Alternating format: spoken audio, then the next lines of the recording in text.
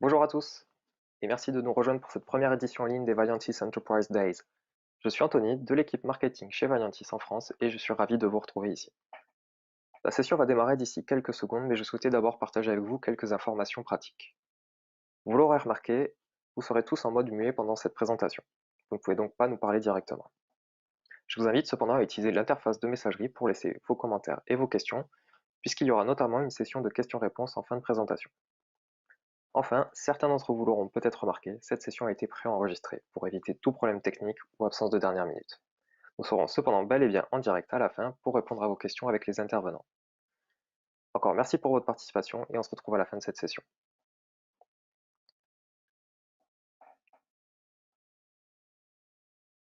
Merci Anthony et bienvenue à tous sur cette présentation sur les différents frameworks d'agilité à l'échelle. Je me présente, je m'appelle Edouard, je suis un ancien développeur Java, JavaScript qui fonctionnait aussi en mode agile. Je suis reconverti dans le conseil autour des outils Atlassian et dans les processus d'entreprise. Aujourd'hui, notre but, ça va être de faire un tour rapide sur différents frameworks d'agilité à l'échelle et de vous présenter quelques outils rapidement pour mettre en place cette transformation dans votre organisation.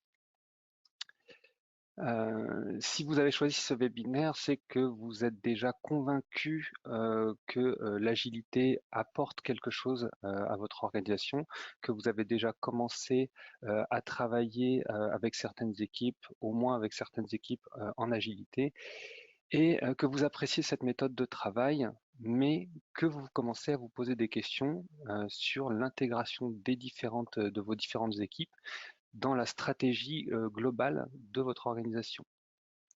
En effet, le manifeste agile existe depuis un certain temps maintenant, depuis près de 20 ans, et il fait face aujourd'hui à l'augmentation de la complexité des systèmes développés.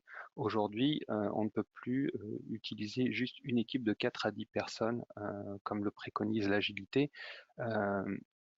pour commencer à travailler sur des produits de plus en plus complexes. Il faut maintenant faire intervenir 20, 30, 50, 100, voire plusieurs centaines de personnes. Et c'est ici que l'agilité rencontre quelques soucis. En effet, au début, il y avait une seule équipe. Cette équipe, vous avez commencé à la faire travailler avec une méthode Scrum, Kanban, la méthode que vous avez choisie. Et puis, comme ça marchait bien, bah, vous avez commencé à répartir, à faire développer l'agilité au sein des différents services, de différentes équipes de votre entreprise, sur des modules plus ou moins séparés. Et au fur et à mesure que le temps passe, bah, vous vous apercevez que hop, ces différents modules, en fait, bah, ils correspondent à un grand tout, et que ce grand tout, ben, en fait, les différents modules au sein de ce grand tout ben, communiquent entre eux et interagissent. Et donc, par conséquent, vos équipes vont devoir également interagir, et c'est là que se pose la question de savoir comment on fait. Suite à ces problématiques-là, de nombreuses méthodes et frameworks sont apparus au sein des entreprises et au sein du marché pour essayer d'organiser les choses des plus simples aux plus compliqués. Safe, par exemple, est une des plus connues, mais il en existe un certain nombre d'autres, comme Less, comme Scrum of Scrum, et même comme des outils parfois moins connus qui n'apparaissent pas ici, mais comme Spotify dont nous allons parler pour sa philosophie. Nous allons ici présenter rapidement, brièvement, trois modèles bien distincts pour vous aider à commencer une réflexion sur effectivement quelle stratégie adopter, quel framework, quelle méthode adopter et par rapport à votre organisation et votre contexte propre. La première est Spotify. Donc Spotify, c'est un modèle très souple qui laisse la part belle en fait à l'autonomie des équipes. Donc la granularité la plus fine, les squads, Chaque squad que vous voyez présenté ici en colonne peut délivrer seul un ensemble de fonctionnalités. Si on constate effectivement que en fait, une équipe ne suffit pas à développer des fonctionnalités au sein d'un même produit, on va regrouper plusieurs équipes qu'on va laisser complètement autonomes, mais au sein d'une même tribu. Ces équipes, elles seront reliées entre elles par un système de chapitres, en fait, qui sont des équipes transverses de spécialistes qui vont aider à l'homogénéisation des technologies et des bonnes pratiques au sein de la tribu. Et puis, en fait, quand le produit devient trop important pour une tribu ou quand il y a plusieurs produits à développer, eh bien, on va créer plusieurs tribus. Et ces tribus, en fait, elles vont être reliées entre elles par un système de guildes qui correspond en fait au système de chapitres au sein de la tribu. C'est-à-dire qu'une guilde, en fait, c'est une communauté de pratiques qui va permettre d'aligner des méthodes et des bonnes pratiques sur divers domaines de compétences, mais au sein de l'organisation. Les avantages, l'avantage, c'est que c'est un cadre adaptable et simple en fait. Il est très léger, le modèle est très léger et Spotify dit lui-même que le framework n'existe pas vraiment. En gros, ils ont monté des choses au fur et à mesure, suivant le contexte et suivant ce qui était le plus préoccupant au sein de l'organisation de l'entreprise. Il y a du coup beaucoup moins de process, beaucoup moins de cérémonies. Donc on rentre là dans le cadre de l'agilité et on se concentre sur le travail et on laisse les équipes organiser leur méthode de travail. Le contexte, c'est que chaque entreprise a son propre contexte, a sa propre manière de voir les choses et donc on va adapter vraiment au cas par cas pour mon organisation ce que va être une squad, ce que va être une tribu. On laisse une grande autonomie aux équipes pour avoir derrière une meilleure innovation. On laisse les équipes tester, découvrir et on les laisse se tromper également. L'échec, c'est pas un problème à partir du moment où l'équipe apprend de ses erreurs et en tire quelque chose. Par contre, à l'inverse, cette grande autonomie, elle implique que les équipes soient très motivées. C'est-à-dire qu'on doit faire confiance aux collaborateurs et donc il faut que ces collaborateurs-là, ils soient dans un contexte très performant pour eux. Donc on va les laisser prendre des décisions, mais il faut qu'ils les prennent ces décisions et il faut qu'on les motive à prendre ces décisions. C'est un cadre très peu conventionnel pour beaucoup d'entreprises. On a peur de laisser une trop grande autonomie aux équipes et donc il faut être capable de savoir briser les règles, de savoir faire privilégier la confiance au contrôle, ce qui n'est pas forcément évident. La planification à long terme, comme toutes les équipes sont autonomes, est souvent beaucoup plus compliquée à mettre en œuvre. Et enfin, effectivement, copier le modèle est une erreur. C'est-à-dire que comme on est dans un contexte très adaptable, vouloir faire comme le voisin n'est pas la bonne solution et posera forcément des problèmes. LESS ensuite. LESS, c'est le framework le plus simple, surtout si vous aimez Scrum. Si vous utilisez Scrum, comme beaucoup d'entreprises le font, alors LESS va être très simple à mettre en œuvre chez vous. Pourquoi? Parce qu'au final, LESS reprend exactement les mêmes principes que Scrum, les mêmes cérémonies, juste adapter ça à un ensemble de 4 à 8 équipes. Donc on a un unique sprint pour toutes les équipes. Ces équipes, elles peuvent effectivement travailler et communiquer entre elles, mais par contre, on a un unique produit, donc un unique product backlog, un unique product owner et une unique definition of done. Donc tout est défini au sein des 4 à 8 équipes. La seule différence qu'on peut voir ici sur le schéma, c'est la présence d'un sprint planning 1 et d'un sprint planning 2. Le sprint planning 1 étant présent pour aider les équipes à se partager les fonctionnalités à réaliser sur le prochain sprint. D'accord? Une fois que ce sprint planning 1 est passé, le sprint planning 2 en fait correspond au sprint planning de chaque équipe Scrum et va permettre de découper les fonctionnalités en tâches réalisables dans le sprint. Les avantages, on a un fonctionnement très simple. Si vous connaissez Scrum, si vous êtes familier avec toutes les cérémonies, toutes les pratiques de Scrum, la mise en place de Less va être très simple. More with less, donc ce slogan, en fait, le principe, c'est que comme on utilise exactement les mêmes cérémonies et les mêmes process que dans Scrum, on limite le nombre de rôles. Donc, on facilite la communication, on évite d'imposer des hiérarchies supplémentaires. Les équipes, elles sont en contact direct avec le PO, elles sont en contact direct avec les clients, les parties prenantes du produit.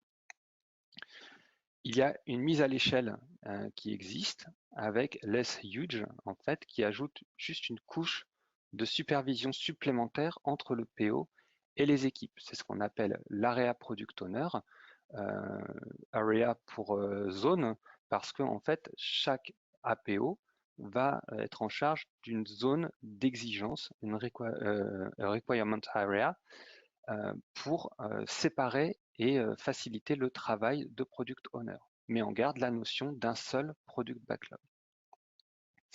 Souvent, on considère par contre que cette méthode, elle est un peu simpliste en fait. C'est juste du Scrum comme avant.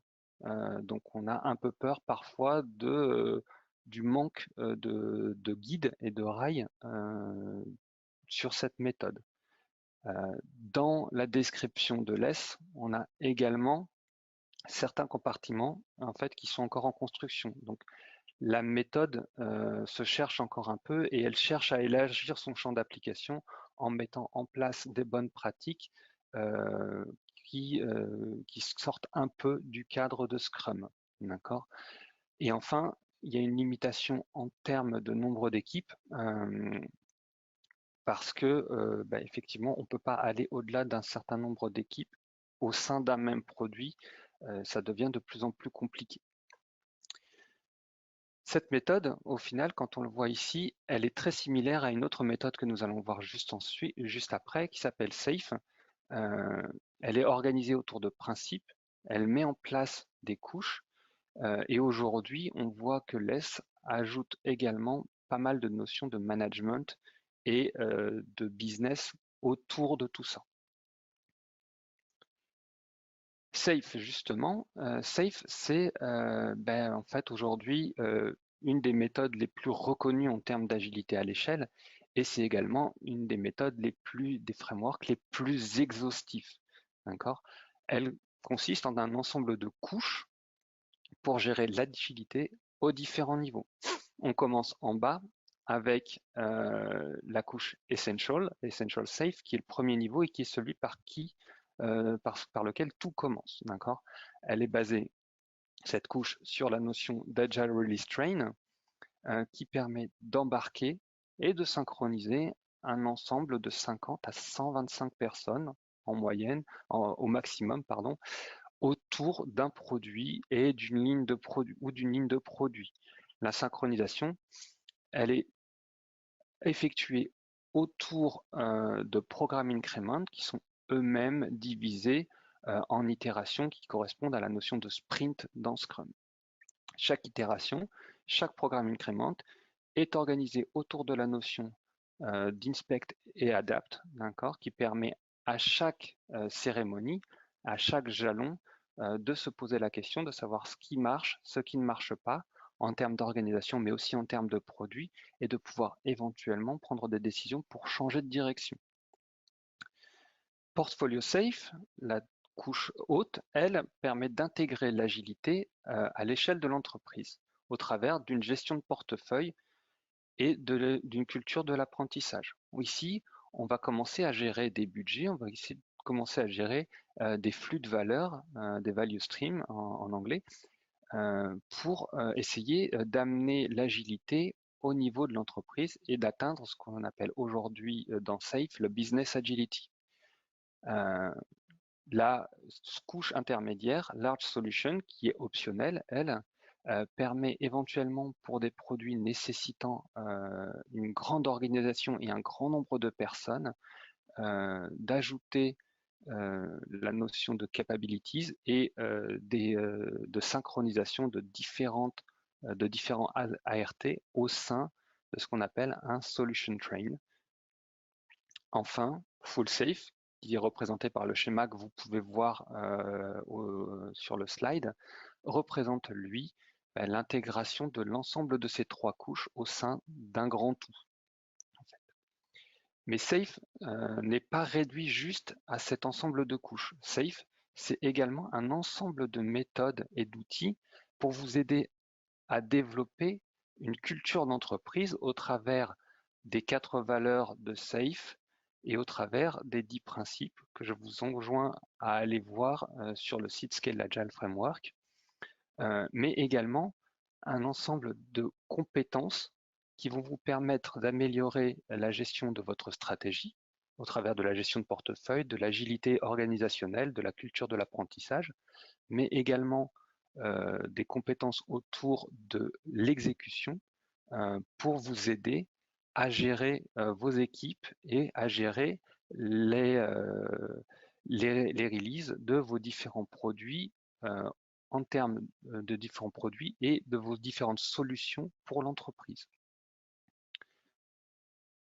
Les avantages, c'est que Safe, en fait, c'est pensé pour toute l'entreprise. Il a été développé pour gérer non seulement des petites équipes en bas de l'échelle, mais également de la prise de décision tout en haut de l'organisation. Les avantages aussi, c'est que Safe, pour chaque question, on a une réponse. Si vous allez sur la documentation de Scale Agile Framework sur le site, vous allez voir que à chaque fois, vous pouvez y passer des heures. À chaque problème que vous rencontrez, il y a une méthode ou une préconisation pour vous aider à corriger votre problème. À chaque étape, il y a un guide. Même en amont de la gestion des trains, en fait, il y a même également des méthodes et des processus pour vous aider à mettre en place et à définir ce qui va être un train et qui va intervenir dans ce train. Le diable réside dans les détails et en fait, il n'y a rien qui est laissé au hasard dans Safe. Et justement, les risques sont liés à ces détails, c'est-à-dire que Safe peut être considéré par certaines personnes, par certaines entreprises, comme trop strict, trop lourd et trop hiérarchique. Certains même pensent que Safe n'est pas forcément agile dans sa philosophie. Au contraire, tout ce qu'on peut essayer de dire, faire, ne va pas dévier d'un ensemble de bonnes pratiques de préconisation proposées par Safe. Pour finir, je vous dirais que chaque organisation a sa propre recette, en fait. Vous n'êtes pas tributaire d'une ou l'autre méthode, d'un ou l'autre framework. Au contraire, vous êtes votre propre capitaine de bateau et l'agilité, c'est également ça, c'est de pouvoir essayer des choses et potentiellement vous dire, est-ce qu'on accepte, est-ce que ça convient à notre manière de faire ou est-ce qu'on va essayer d'adapter un petit peu ou trouver une autre solution qui va nous convenir. Il y a énormément, on en a déjà parlé, il y a énormément de méthodes et de frameworks qui existent. Aujourd'hui, rien ne vous empêche de piocher ici la notion de train de safe, là la notion de squad ou de chapitre dans Spotify et d'essayer de limiter le nombre de rôles comme dans LESS. C'est à vous de voir et c'est à vous de voir qu'est-ce qui va qu'est-ce qui va vous convenir et au final choisir une méthode ou un ensemble de méthodes qui vont correspondre à votre philosophie, à votre organisation. Ne soyez pas tributaire forcément d'une seule méthode, c'est pas forcément la solution qui va vous convenir. Pour vous aider à mettre en œuvre, Jira Software, Jira de manière générale et Atlassian vous propose un ensemble d'outils pour vous aider à mettre en œuvre votre propre méthode. Les plus connus sont Advanced Roadmaps, anciennement Portfolio for Jira, Big Picture et Big Picture Enterprise, et plus récemment, pour les grandes entreprises, Jira Align, qui vont vous apporter chacun un ensemble de fonctionnalités et une philosophie qui vont vous permettre de mettre en place ce que vous souhaitez au sein de votre organisation. Big Picture, lui, est plus orienté opérationnel, d'accord? Le principe dans Big Picture, c'est qu'on y met un ensemble, tout son scope, d'accord? Et on va essayer d'organiser les différentes équipes au sein des prochaines itérations, d'accord? Ici, on voit que Big Picture aujourd'hui est très orienté organisation du PI planning. En fait, le programme Increment dont on parlait dans Safe, mais qui pourrait être la gestion et la planification des prochains sprints dans l'ES. Vous avez une vue board pour gérer vos itérations et placer vos user stories au sein de ces différentes itérations pour chaque équipe. Une vue roadmap qui va vous permettre de suivre les objectifs pour ces prochains sprints éventuellement, et potentiellement d'autres modules qui existent qui vont vous permettre, comme le module Gantt par exemple, d'essayer de commencer à prévoir à un peu plus long terme vos, vos itérations, vos sprints et peut-être une stratégie un peu plus lointaine. Big Picture est idéal pour la mise en place de l'ES, pour la mise en place d'un train safe ou de plusieurs trains safe qui ne seraient pas forcément synchronisés. Il commence à avoir quelques soucis si on souhaite planifier à plus long terme ou pour un grand nombre d'équipes. C'est à ce moment-là qu'on peut envisager un outil comme Advanced Roadmaps pour planifier, d'accord? Advanced Roadmap, il a une philosophie complètement différente de Big Picture, puisque en fait, on va essayer de calculer automatiquement des plans, d'accord, et comparer différentes voies pour essayer de trouver ce qui va marcher le mieux pour atteindre certains objectifs. Donc le principe, c'est que vous allez mettre quelque part, vous allez saisir votre contexte et votre scope de travail. Vous allez saisir également vos équipes, mais vous allez ensuite laisser Advanced Roadmap commencer à calculer. Et si jamais ça ne vous convient pas, vous allez pouvoir commencer à engager des scénarios en modifiant certains paramètres, mais en laissant encore une fois Advanced Roadmap calculer pour vous le résultat. Ça va vous permettre de planifier à moyen long terme, à plus grosse maille, et potentiellement ensuite, ça va vous permettre de vous intégrer facilement avec Jira Software pour le suivi opérationnel, donc pour suivre en fait ce qui se passe, puisque Advanced Roadmap est parfaitement intégré avec Jira Software à ce niveau. Encore une fois, Advanced Roadmap, lui aussi, est prévu pour gérer au maximum, on va dire, une vingtaine d'équipes, pas plus. Si on veut aller au-delà de tout ça, eh bien, il va falloir se pencher vers des outils plus complexes, plus gros, avec plus de fonctionnalités, comme Jira Align, pour arriver à prendre de la hauteur et pouvoir regarder en fait un ensemble, toute notre organisation au sein d'une même vue. Jira Align lui permet l'intégration de sources multiples, plusieurs Jira, des tableaux Trello, potentiellement des API REST. Il va être prévu pour gérer au moins 20 équipes, 500 développeurs à minimum, mais il nécessite d'avoir déjà une certaine expérience de l'agilité à l'échelle, c'est-à-dire qu'on ne va pas commencer l'agilité à l'échelle avec Jira Align, on va commencer l'agilité à l'échelle et puis après un certain temps, on va se dire qu'on veut avoir plus de KPI, plus de rapports, des meilleurs indicateurs de suivi ou de planification, et donc on va faire appel au panel de fonctionnalités de Jira Align pour avoir ce retour. C'est un outil idéal pour des grandes organisations, mais après, il est possible de démarrer également pas à pas et de ne pas utiliser toutes les fonctionnalités de Jira Align dès le début. Il existe bien d'autres solutions à la carte au sein de Jira et avec différents éditeurs tiers d'applications d'app pour Jira.